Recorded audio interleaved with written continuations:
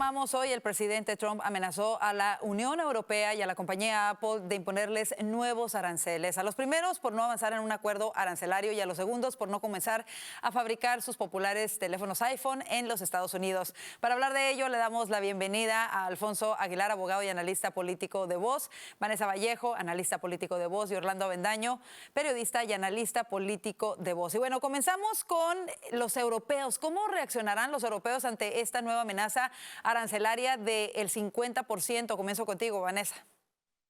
Pues tienen que sentarse a negociar y tienen que presentar mejores propuestas.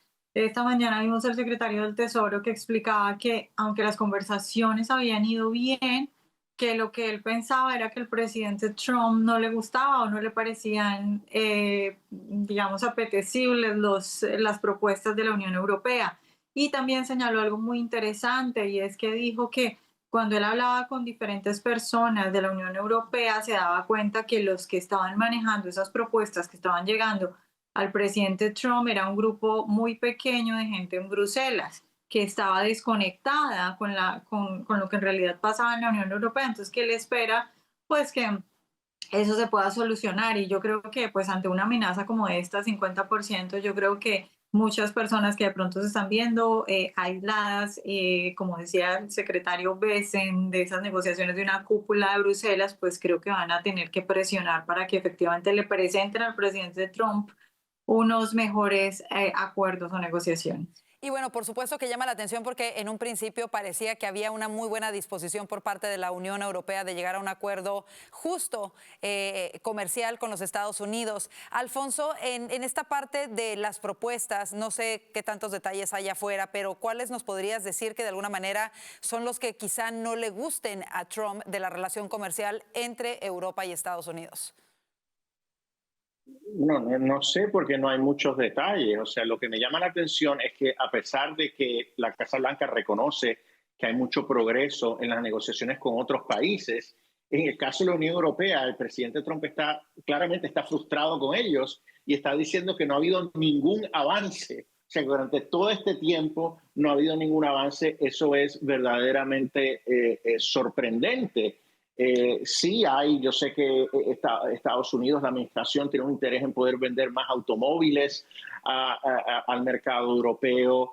No sé si es acero y aluminio también un tema que causa división o confrontación en las negociaciones. Honestamente, no sé, pero enfrentados con un posible arancel de 50%, qué sé yo, en menos de 2 semanas, me parece que los europeos tienen que reaccionar rápidamente y ver cómo se puede lograr este impasse, porque me parece que eso es lo que hay, un impasse. Orlando, ¿cómo lo ves tú? ¿Qué tan rápido se puede llegar a un acuerdo con las naciones europeas? No, yo creo que puede llegar a resolverse rápido, sobre todo por la presión que está ejerciendo la administración Trump. Europa no se puede dar ese lujo. Obviamente están tratando de extender esto, tratando de no tener que ceder ante la administración, un poco aprovechando que ha habido muy mala prensa para la administración por el tema de los aranceles y quizá consideran que eso podría hacer que la administración se eche para atrás, pero es claro que Trump no está jugando. Y cuando planteó que hay que llegar a un comercio más justo, sobre todo en el caso de Europa, lo está haciendo en serio. Y lo que está planteando, lo que está poniendo sobre la mesa, podría hacerle un daño muy grande a Europa, que nuevamente yo creo que ellos no pueden darse ese lujo. Por supuesto. Y bueno, otro de los nombres que salió a relucir hoy es la compañía Apple, fabricantes de los iPhones, el teléfono que muchos estadounidenses tienen, que ya es de por sí algo caro, pero habla precisamente, él lo manifestó, él quiere que estos teléfonos sean fabricados aquí en los Estados Unidos. ¿Qué impacto podría haber en los precios de estos teléfonos, Vanessa, de ser fabricados completamente aquí en los Estados Unidos? No hay forma de que estos teléfonos puedan ser fabricados completamente en Estados Unidos y no tengan, pues, ni siquiera, yo he escuchado analistas que dicen que no solo se trata del precio que aumentaría, estamos hablando en cientos de dólares, pero no solo el precio, sino que hay expertos que dicen que, por ejemplo, sería muy difícil no solo la creación, sino también la manufactura en un tiempo corto, digamos, acomodar para que todo eso se haga en Estados Unidos. Entonces, es muy difícil, creo que, y esta mañana de nuevo el secretario Bessent, un poco matizando el asunto, decía que tal vez ciertas componentes se pudieran, digamos, encajar o manufacturar en otros países, pero diferentes a China. Creo que esa es una solución intermedia y mucho más, digamos, práctica para lo que puede ser, porque de lo contrario, pues yo creo que mucha gente se va a enojar si tiene que pagar precios muy altos por Apple, que es una marca tan usada acá en Estados Unidos. Obviamente es muy difícil encontrar un país que tenga las condiciones de esclavitud que tiene China y que además tenga ya esa industria desarrollada. Es difícil, pero pues yo creo que es una pelea que hay que dar, pero creo que hay que, digamos, matizar, como así esta mañana el secretario Bessent, hablando de que no Claro. es necesario que todo se haga acá en Estados Unidos. ¿Cuál podría ser ese punto medio, Orlando, entre Apple y el gobierno, obviamente, de Trump, que quiere darle prioridad a los Estados Unidos primero?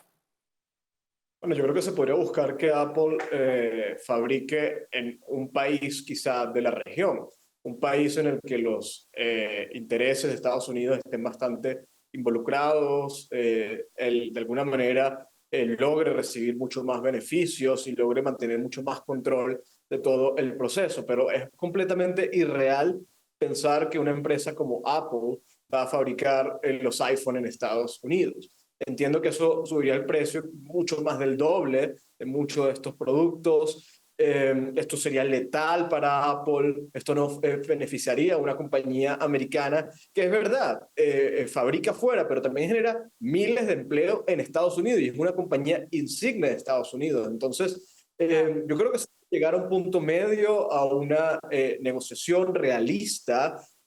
Trump también debe pensar en el consumidor, no solamente en los empleos que se van a generar, porque eso también va a afectar la economía. Apple es probablemente el teléfono más utilizado en Estados Unidos, así que ojalá se pueda negociar bien. Ojalá que sí. Yo creo que todo el mundo que está viendo espera que eso se pueda negociar bien, por supuesto, porque ya de por sí no son nada baratos. Vámonos al siguiente tema, y es que, tal y como se esperaba, Harvard apeló la decisión de la administración de impedir el otorgamiento de visas a estudiantes extranjeros que acuden a esa universidad. Hoy mismo un juez federal falló a favor de Harvard. ¿Qué significa este fallo, Alfonso, y qué se prevé, qué es lo que sigue en este proceso legal y en esta batalla legal entre la administración del presidente Trump y Harvard? Bueno, ya lo anticipábamos ayer que Harvard iba a demandar. Esto es un injunction, un bloqueo temporal de la decisión de la administración. El juez reconoció que la decisión de la administración le causa a Harvard y esos estudiantes un daño inmediato e irreparable. Y esa es razón suficiente para bloquear la decisión. Recordemos que son casi 7,000 estudiantes extranjeros en Harvard, es el 27% del estudiantado. Entonces, esos estudiantes tendrían que inmediatamente cambiar, transferirse a otra universidad, tomar medidas inmediatas. Es un problema para ellos, un problema para Harvard, porque obviamente pierde los estudiantes inmediatamente, crea problemas de todo tipo, programáticos, logísticos, financieros a la universidad. Entonces, esto se bloquea. Dicho eso, creo que lo que está pidiendo la administración es algo totalmente sensato. Lo que le está diciendo a Harvard es que necesita información sobre mala conducta de estudiantes internacionales o acciones disciplinarias. Ellos quieren evaluar qué tipo de mala conducta, acción disciplinaria han tomado sobre algunos estudiantes. Si es, por ejemplo, que han participado en manifestaciones y han sido sometidos a acción disciplinaria porque han acosado o incluso incurrido en violencia en contra de otro estudiante, puede ser razón para deportarlos. Y yo creo que es importante que el gobierno federal lo sepa. Claro. O sea, da la impresión de que Harvard lo que quiere es esconder a estudiantes internacionales que pueden estar incurriendo en conducta criminal y en antisemitismo. Claro. ¿Por qué Harvard ha sido tan renuente a dar este tipo de información, Vanessa? ¿Coincides con Alfonso en que quizá quieren ocultar este tipo de información para proteger a estos estudiantes? Pues sí, yo creo que hay cierta parte de los directivos de las universidades que en general no quieren ver tanta intromisión del gobierno. Y creo que esa es una postura válida, pero creo que por el otro lado sí hay muchas personas que quieren proteger a aquellos que definitivamente están acosando a la comunidad judía, que están haciendo este tipo de protestas, ya sea porque están de acuerdo con esa ideología o porque tienen una ideología en general de izquierda. O porque ellos mismos son antisemitas. O sea, yo sí creo que ese antisemitismo en las universidades ha llegado a los niveles más altos. Entonces creo que hay de las dos cosas. Y en todo caso, yo supongo que esto llegará de nuevo a la Corte Suprema de Justicia. Entonces creo que es un momento muy interesante para la gente que le gusta ver todas estas discusiones en la Corte. Claro. Orlando, ¿crees tú que Harvard podría verse envuelta en una crisis financiera? Una, si de alguna manera se sostiene esta medida por parte del gobierno al final de todo el litigio, y otra, si se le suma, por ejemplo, las sanciones que ya ha tenido, como la retirada de fondos federales y la retirada de exenciones por parte del gobierno. ¿Cómo lo ves? ¿Podría crear esto una crisis financiera para Harvard? Creo que le podría afectar determinantemente. No sé si va a empobrecer a Harvard. Harvard es probablemente la universidad más rica del mundo. Pero sí, yo creo que le va a afectar. Y hoy Harvard publicaba una editorial diciendo que Harvard no es Harvard sin sus estudiantes extranjeros. Y hay que decir, ¿no? Mucha gente buena, pues históricamente, yo creo que en el mundo se admira a Harvard por la historia que tiene Harvard, por la tradición de Harvard. Mucha gente que se ha formado en Harvard ha hecho muy bien a sus países, ha contribuido también con Estados Unidos, pero es que aquí hay un problema mucho más grande y Harvard tiene que atenderlo urgentemente. Como lo que pasó hace un par de días cerca del Museo Judío en Washington. Es evidente que aquí hay un problema que trasciende completamente la disputa entre Trump y Harvard. Esto no es una cuestión política, esto es una cuestión cultural. Ahora, yo no esperaría que Harvard ceda, ¿no? Al final, esta universidad es mucho más grande que una administración, es mucho más grande que 4 años de un presidente, tiene una historia de siglos, una historia muy rica, pero también tiene un problema muy profundo. Y yo creo que la única forma de que realmente la universidad cambie es que haya una presión muy fuerte de los estudiantes de Harvard, de la gente que le paga a Harvard, de la gente que mantiene Harvard, no necesariamente del gobierno federal. Claro, y esa sería rápidamente mi pregunta en 30 segundos para todos ustedes. ¿Qué se podría hacer para salvar a Harvard? Y me refiero para salvar a Harvard quizá de esta negligencia que ha tenido en torno al antisemitismo, a otro tipo de la ideología woke que hemos discutido también anteriormente, no solamente de Harvard, sino de otras universidades. ¿Qué se requiere para salvar a una institución con una trayectoria tan grande y una historia tan grande como lo menciona Orlando? Rápidamente, Alfonso, Vanessa y Orlando. Bueno, Harvard no va a colapsar, ni mucho menos. Es la universidad más rica del mundo. Pero me refiero en cuestión de ideología, para salvarla y que deje de ser, o sea, que vuelva a lo que era realmente antes, ¿no? Que era la formación de líderes del mundo. Eso el gobierno federal no va a poder lograr eso. Lo más que va a poder lograr un nivel de cooperación, de colaboración, en dar información sobre estudiantes internacionales. Pero en términos de la línea ideológica, yo creo que ya estas universidades están perdidas. Realmente no sé qué se puede hacer a corto ni mediano plazo para cambiar estas universidades. Vanessa, ¿cómo lo ves tú?